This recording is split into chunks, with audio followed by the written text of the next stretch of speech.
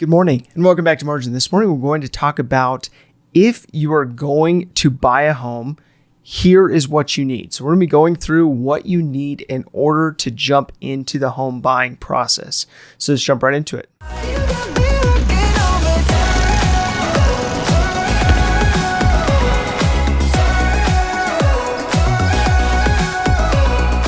So buying a home is a big decision. In fact, it's one of the largest purchases most people make, one of the biggest decisions they make with their finances. So being that it's such a big decision and can be daunting to navigate, how do you make sure that you have everything aligned to begin the process? So before beginning your search on Zillow, maybe Trulia, or you have a broker or agent providing listings from the multiple listing service or the MLS, or maybe it's some other resource you have available to you, but you will want to make sure that you are following steps to set this purchase up for success. Now, in one of last week's episodes, I covered these 7 steps that need to be looked at and changed if you're wanting to purchase a home. Now, as a reminder, those were having first and foremost a budget or a plan to spend.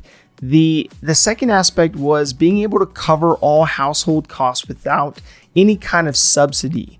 Number 3 was narrowing your focus and steps for a career. And number 4 was remaining in the area for a minimum of 2 years. Number 5 was paying off your revolving high interest debt. Now, number 6 was building an emergency fund outside of saving for that home in particular. Number 7, and the final one, was counting the costs of home ownership, as it can be a very expensive endeavor if you don't. Now, these are steps that you should ideally make in order to have peace of mind. Now, peace of mind going into the purchase, but for a bank or lending institution, they're going to be less concerned about your peace of mind and more concerned that you actually hit their checklist, that you actually fit the mold of what they're looking for someone who is getting a mortgage from them. Now, I found an article by Rocket Mortgage that was helpful in outlining the step-by-step process of actually getting a mortgage. Now, step 1 was income and employment status. Be prepared to provide recent pay stubs, W-2s, tax returns, or any other income-related documents when it comes to pulling those together and providing that to that lending institution. Now, number 2 comes down to debt to income ratio, or DTI. This helps your lender to see how much of your monthly income is already spoken for, is going out to debt, so that they can evaluate the amount of mortgage debt you can actually realistically take on. Now, number 3 was liquid assets. A down payment is the first payment that you make on your loan. The amount of money you'll need to save depends on your loan type and how much money you actually borrow at the end of the day. Now, number 4 comes down to credit health.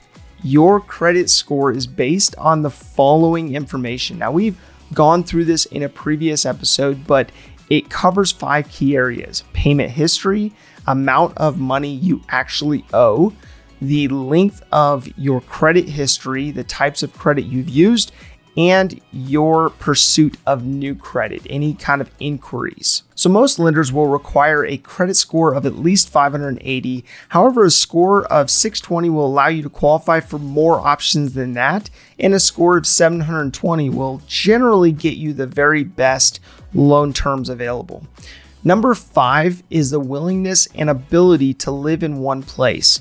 Now, I've talked a lot about this, but consider your career goals, your family obligations, what things would either restrict you from moving or would encourage you to move otherwise, and really process through that before making that purchase, that home purchase, that large purchase that is typically illiquid.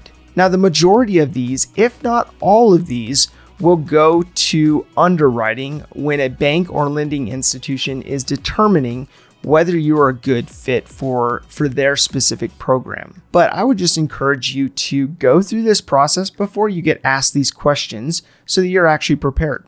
So my call to action today is to not only look at these aspects that provide you peace of mind prior to purchasing a home, but also what the lender requirements are actually going to be requiring of you so that you are not window shopping without the ability to purchase. If this information is helpful to you, please do like, subscribe, and hit the notification bell so you're reminded to come back on a daily basis and improve in managing your personal finances.